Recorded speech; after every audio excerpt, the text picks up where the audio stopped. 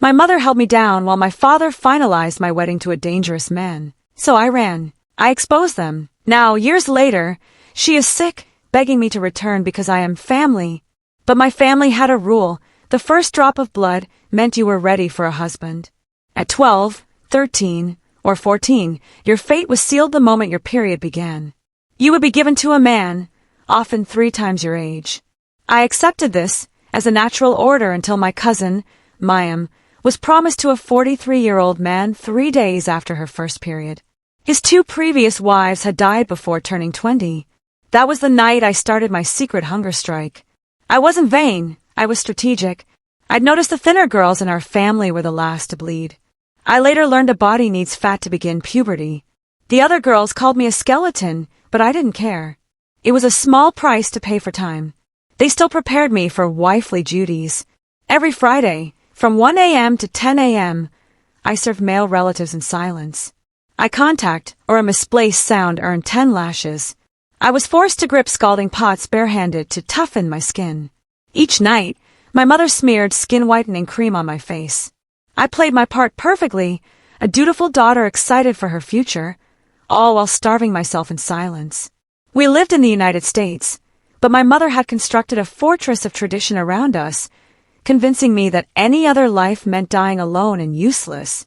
The crack in my prison wall appeared in my teacher's classroom. Ms. Rodriguez had to speak with me after noticing my alarming thinness. When she stepped out, she left her desk drawer unlocked. Inside were books with titles like Your Rights as a Teenager and When Culture Becomes Crime. My world tilted. For the first time, I saw that marriage under 18 was not just wrong, it was illegal. No exceptions. I stole the thinnest pamphlet. In the dead of night, I memorized it.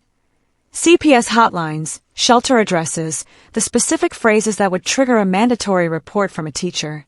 Knowledge became my weapon. I started a covert group for my younger cousins in my uncle's tool shed. We were 6 girls, all pre-bleed, all desperate. I taught them what I knew.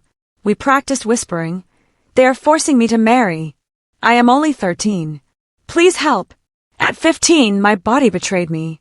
The blood came during morning chores.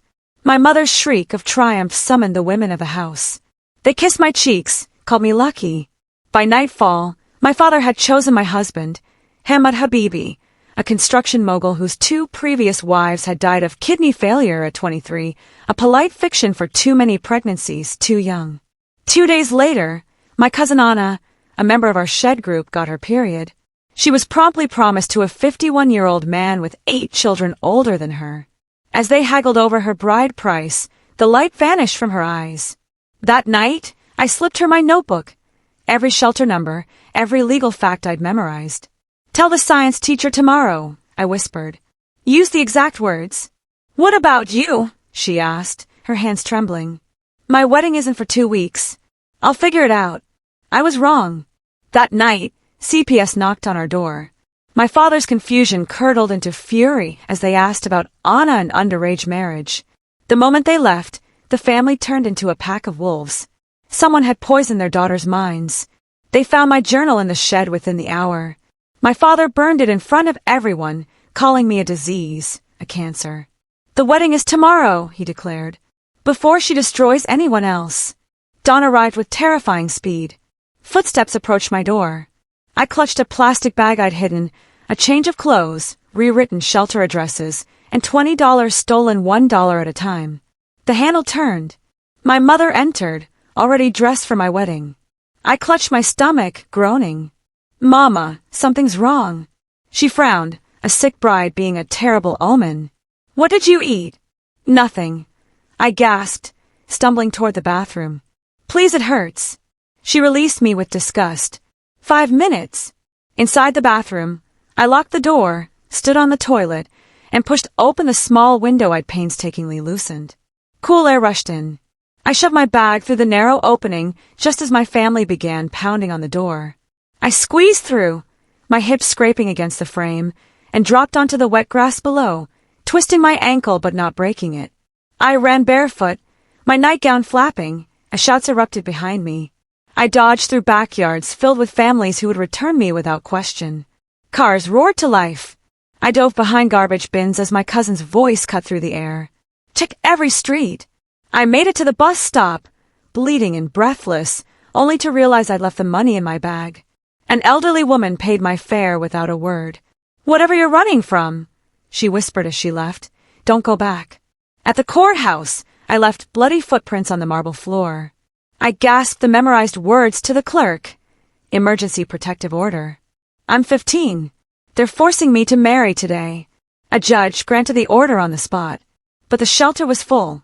With nowhere to go for 3 days, I remembered Ms. Rodriguez. I found her grading papers in her empty classroom on a Saturday. She took in my bloody feet and torn clothes. "Sit! Don't move!" As she cleaned my wounds, I finally broke, sobbing out the truth. But when she called CPS, the response was chilling. A protective order based on claims isn't enough. We need evidence of immediate physical harm. Then my phone rang. Ms. Rodriguez answered. It was my father, using his calm, reasonable business voice. "She's sick, mentally ill. She needs her medication." He was tracking my phone. We factory reset it just as car doors slammed outside. My father and uncles were in the parking lot. Their polite knocks turned to pounding. "We know she's here. She needs help. Let me show you something," I told Ms. Rodriguez. I showed her the burn scars on my arms, the fresh bruises, the lattice of belt marks on my back. Her hands shook as she took photos and called 911. There are men trying to break into my classroom. The police arrived to find my father, the concerned patriarch, holding prescription bottles with my name. "She has delusions," he insisted. But the school's security footage showed them arriving with the bottles in hand. Ms. Rodriguez presented my school essays, which subtly documented the abuse. The evidence was mounting, but the final blow came from an unexpected witness. During the subsequent court hearing for a permanent protective order, my extended family filled the courtroom, their stares full of pity and hate. My father's lawyer painted me as a brainwashed child. Then, the doors opened. A CPS worker entered with a young woman named Fatima. She took the stand. "I was Hamad Habibi's first wife," she said. "I didn't die." The courtroom erupted. My family told everyone I was dead rather than admit I left. A nurse helped me escape. She had medical records, photos of a fake grave. Her testimony was undeniable. The judge made the protective order permanent. As we left, my father stood. "You are no daughter of mine," he spat in Arabic. My mother removed her hijab. "We have no daughter. She died today, but I was not alone." Fatima caught my arm. "There are more of us than they want to admit." The war wasn't over. They hacked my social media, posted lies, filed frivolous lawsuits. Community businesses shunned my foster mother, Theodora. Then came the ultimate betrayal. Videos of the girls from my shed group coerced into calling me a liar. They were using my own mission against me. The harassment escalated to a break-in at Theodora's house. Hired men shattered windows, searching for me. I barricaded myself in the bathroom until police sirens sent them fleeing. I was moved to a new safe house, an apartment above a retired police officer's garage. But I was done hiding. With Ms. Rodriguez, I began creating information packets, guides to rights and escape routes hidden inside school notebooks. We distributed them through school nurses. The network was growing. Then, a text from an unknown number. 12 girls in 3 states now have the notebooks. "You did it!" My family played their final card, a formal disownment, erasing my name from the family tree. But instead of grief, I felt relief. They had nothing left to threaten me with.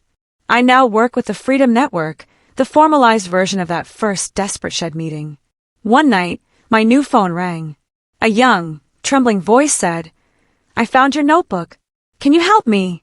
"Yes," I said, grabbing a pen. "Tell me everything." As I listened, I knew the battle would never truly be over. But we had already won the war that mattered. We had proven that a single whisper of truth could become a chorus, and that no tradition could ever silence the courage of a girl who has learned she has a choice.